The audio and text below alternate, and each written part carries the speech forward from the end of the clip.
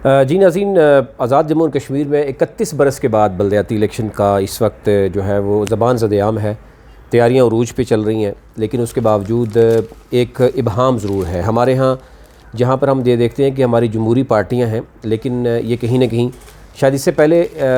पकड़ी नहीं जाती थी, लेकिन अब क्योंकि सोशल मीडिया का दौर है, अब उनकी हर काम, हर एक्टिविटी नज़र आ जाती है। अभी पहले तो बलदियाती इलेक्शन नहीं हो रहे थे और खुदा खुदा करके अगर वो सुप्रीम कोर्ट ने डंडा ही दिया और फिर उसके बाद बलदियाती इलेक्शन हुए, तो पहले तो हुकूमत राय फ़रार थी, अब हुकूमत चाह रही है कि इलेक्शन हो, तहरीक इंसाफ की और इंतज़ामिया भी चाह रही है, इलेक्शन कमिश्नर भी चाह रहा है। लेकिन जो PDM की गवर्नमेंट है या पीपल्स पार्टी या नून लीग, अगर हम समझें कि गुज़िश्ता रोज़ प्रेस कॉन्फ्रेंस की गई इस्लामाबाद में और ये कहा गया कि बलदियाती इलेक्शन जो है वो एक तो फ़ौज की निगरानी में किए जाएँ, अदरवाइज़ उन्होंने जो है वो मुख्तलिफ़ तरह के हीले बहाने शुरू कर दिए। अब हुकूमत ये कह रही है कि हम बलदियाती इलेक्शन करवाना चाह रहे हैं,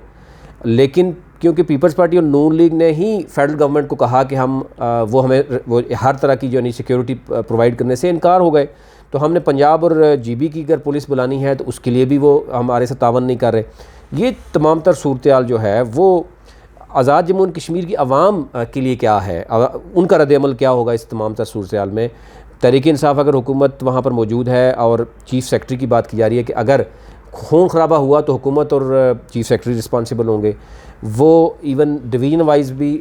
इलेक्शन करवाना चाह रहे हैं। PDM वहाँ से भी कह रही है कि जनाब अगर डिवीज़न वाइज इलेक्शन होंगे तो रिज़ल्ट पहले आएंगे तो उसमें भी हम मुतासर होंगे या आज़ाद हैसियत में होंगे।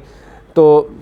राजा कफ़ील साहब मेरे साथ मौजूद हैं, क्योंकि ये डेप्थ में तमाम तर सूरत-ए-हाल में उसको जानते हैं। एक तो जानने की कोशिश करेंगे कि टोटल वोट बैंक कितना है आज़ाद जम्मू और कश्मीर में, मेल फीमेल वोट बैंक कितना है, सिस्टम क्या होगा बलदियाती इलेक्शन का, होना ना होना तो अलग बात है, लेकिन हुकूमत अब कोशिश पूरी कर रही है कि हो और अपोजिशन कोशिश कर रही है कि ना हो, तो ये भी हम जानने की कोशिश करेंगे। राय साहब बहुत शुक्रिया आपका। 31 बरस के बाद बलदियाती इलेक्शन होने जा रहे हैं, हम इस पर बात करते हैं कि वो होंगे या नहीं होंगे, लेकिन क्या बलदियाती इलेक्शन सेटअप क्या होगा, टोटल वोट बैंक कितना है, आप इसको किस तरह नज़र में देख रहे हैं? बिस्मिल्लाह। एक तो सबसे पहली बात यह है कि जो बलदियाती इलेक्शन होने को जा रहे हैं 27 नवंबर को, अल्लाह करे हो जाएं, तो ये पुराना वो जो बलदियाती निज़ाम था आज़ाद कश्मीर का, उसी के तहत वही निज़ाम लागू होगा कि वही जो यूनियन काउंसिल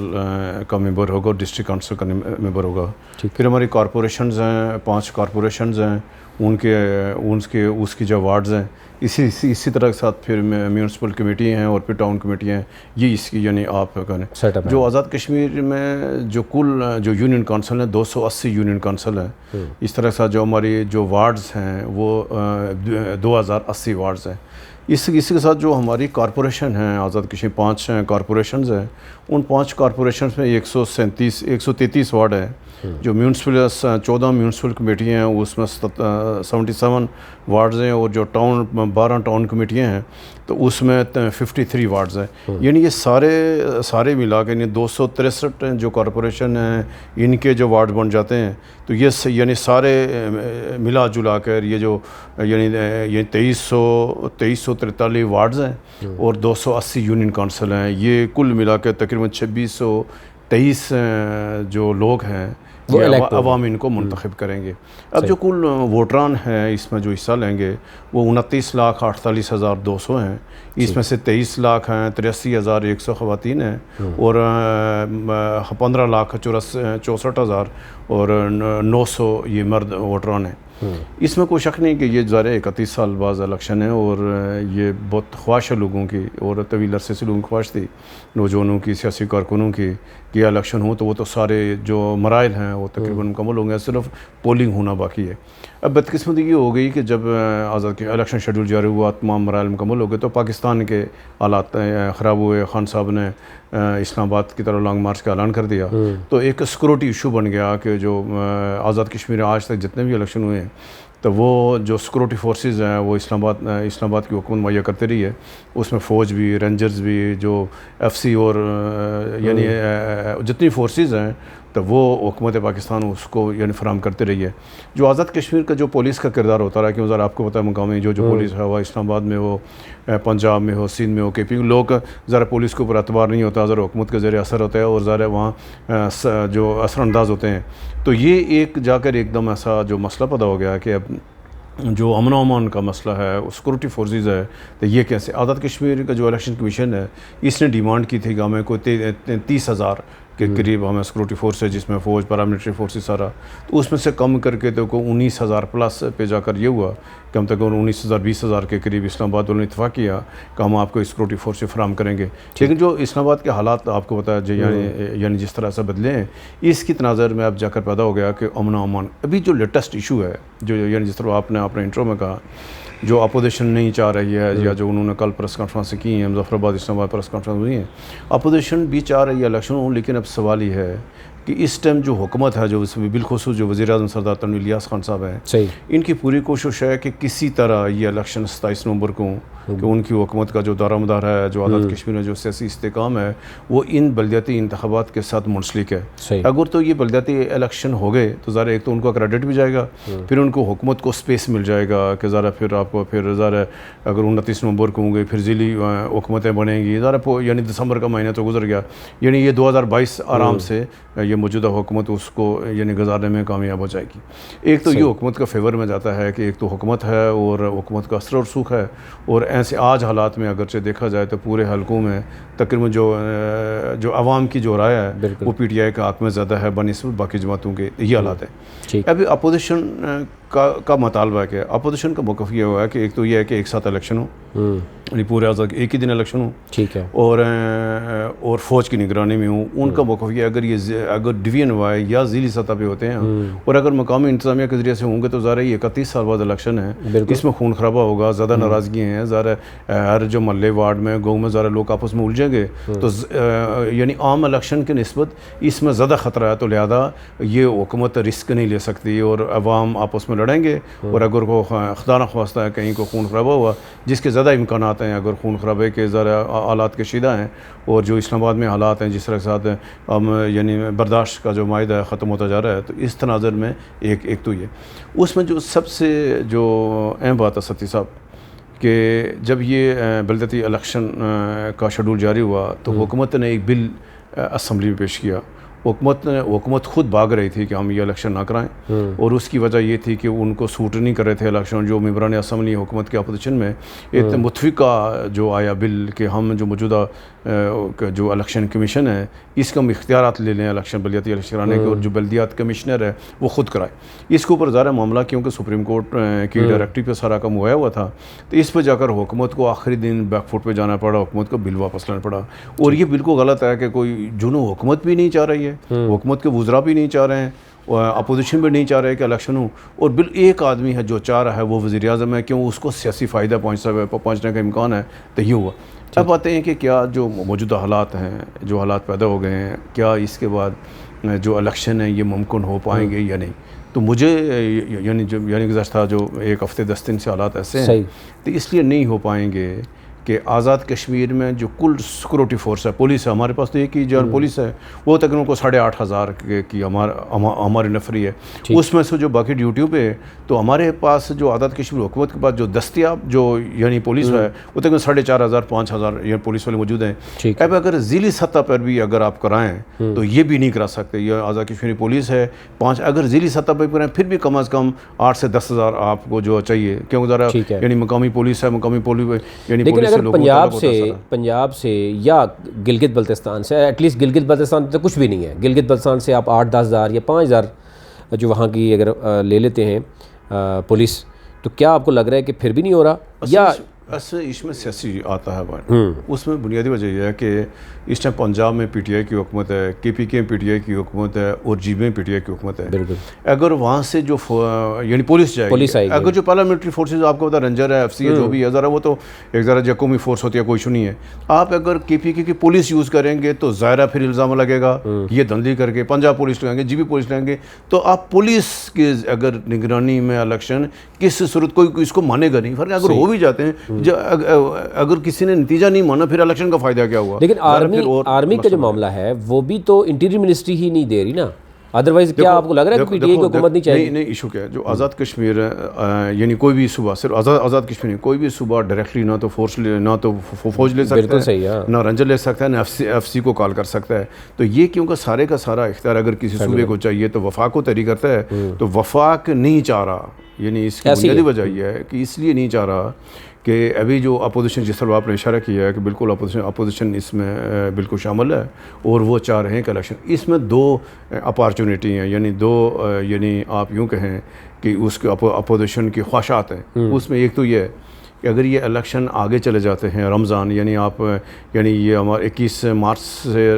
रोज़े शुरू होंगे और 22 अप्रैल तक ये रमज़ान चलेगा, तो ये तो अगर आप यानी अभी अगर इलेक्शन न हो पाए, यानी अगर ये 15 दिसंबर से पहले न हो पाए, फिर आज़ाद कश्मीर सर्द मौसम शुरू होता है, बर्फबारी पड़ती है, फिर जाता है मार्च में मामला। तो मार्च में आगे हमारे इम्तहानात में, स्कूलों के इम्तहानात हैं, टीचर अवेलेबल नहीं है, बाकी मामला, तो फिर ये होता है कि फिर आगे एकदम रमज़ान शुरू हो जाएगा। तो हमारे पास जो बेस्ट जो यानी जो महीना या जो हफ्ता वो दस्तियाब है वो मई का पहला हफ्ता है, मई के ईद के फौरी बाद इलेक्शन हो। अपोजिशन ख्वाहिश ये है कि अगर इतना हमें मौका मिले तो जो मौजूदा इस PTI की हुकूमत है आज़ाद कश्मीर में, ये फिर नहीं रहेगी। मौजूदा वज़ीर-ए-आज़म इतने उसको वक्त नहीं मिलेगा क्योंकि PTI के जो इस्लामाबाद के हालात हैं, इमरान खान साहब के जो हालात हैं, या जो आज़ाद कश्मीर PTI के हालात हैं, तो वो ख़ुद ऐसे इस स्टेज पे हैं कि सिर्फ इस्लामाबाद में हमने 2-3 प्रोग्राम की सती साहब मेरा मुझे अगर ये तो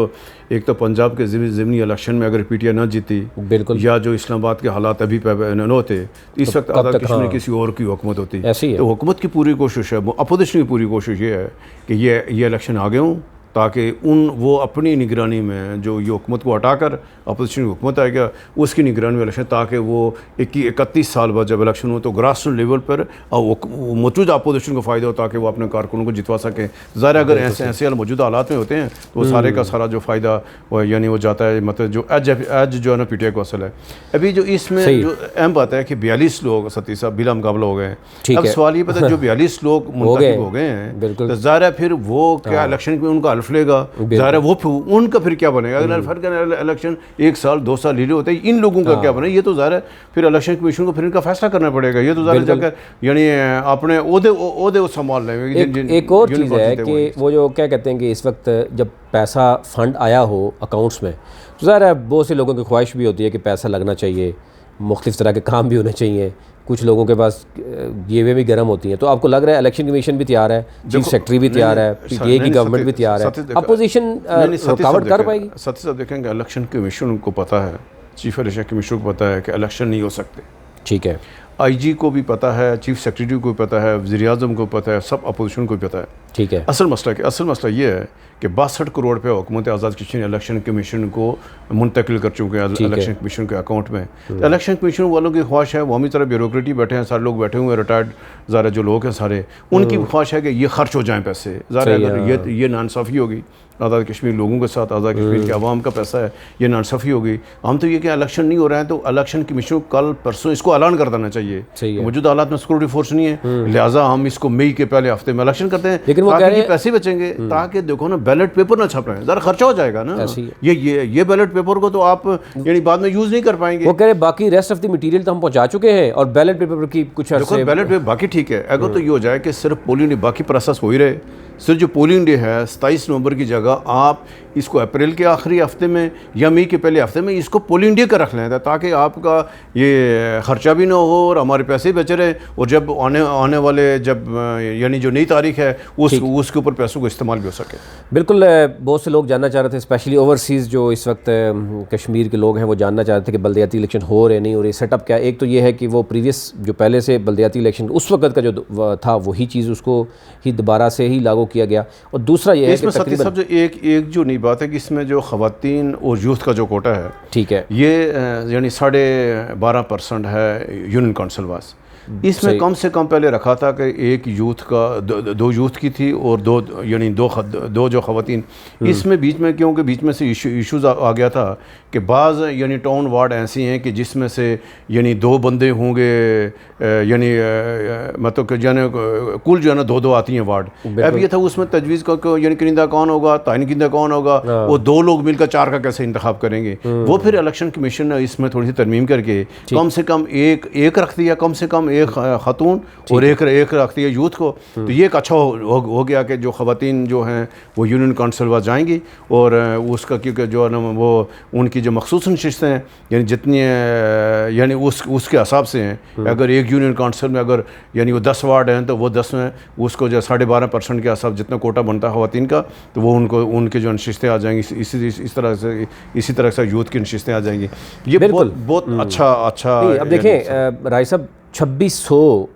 ये वो लोग होंगे जो ग्रास रूट लेवल पे होंगे। इसको कहते हैं जमहूरियत नर्सरी की, यानी जहाँ से आप लोग सीख के आते हैं, इलेक्शन ले के आते हैं, एक जमहूरी अमल होता है। इससे राय फरार करना और इसमें यह कह देना है कि सिक्योरिटी का मामला है, खून खराबा होगा। अब आज़ाद जम्मू और कश्मीर की अगर पब्लिक आवाम की बात करें तो वहाँ बरादरीज़म है, वहाँ पर एक रिश्तेदारियाँ हैं, पढ़े लिखे लोग हैं। शायद हम पहले भी इलेक्शन हमने कवर किए, इस हद तक कोई भी नहीं जाता। शायद 1-2 इंसिडेंट ऐसे हुए हैं, बाकी तो जो पाकिस्तान में जो कुछ होता है, बहुत कुछ एरियाज़ में अभी बल्दियाती इलेक्शन अगर KPK में हो सकते हैं, वहाँ पर जहाँ पे ख़ानदानी दुश्मनियाँ इस कदर होती हैं कि हर एक घर से जो है वो असला बरामद होता है, वहाँ पर बल्दियाती इलेक्शन हो गए। लेकिन आज़ाद जम्मू और कश्मीर में बल्दियाती इलेक्शन करवाने के लिए अपोजिशन ये समझती है कि खून खराबा होगा और पहले से ये खून खराबा की कोशिश की जा रही है। तो इसका मतलब ये हुआ, एक तो अपनी पब्लिक